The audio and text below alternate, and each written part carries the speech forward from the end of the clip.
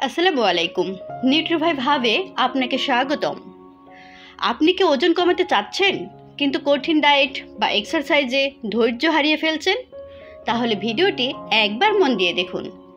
আজ আমরা জানব ওজন কমানোর 7টি প্রাকৃতিক ও সহজ উপায়, খাবার এবং অভ্যাস মিলিয়ে। 1. গরম পানি লেবু মিশিয়ে খাওয়া খালি পেটে।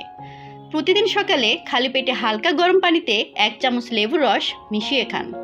এতে শরীরের মেটাবলিজম বাড়ে, চর্বি গলে যায় সহজে। চিয়া বীজ বা ফ্ল্যাক্স সিডস, এই বীজগুলোতে আছে ফাইবার ও ওমেগা 3।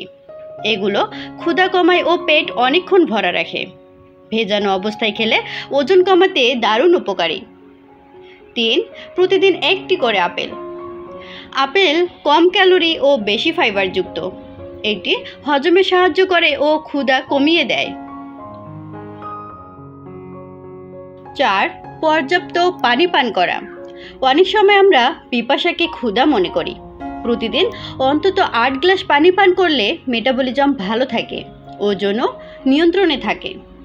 5. 30 মিনিট হাঁটা বা হালকা ব্যায়াম। যারা এক্সারসাইজ করতে পারেন না তারা কমপক্ষে প্রতিদিন 30 মিনিট হাঁটুন।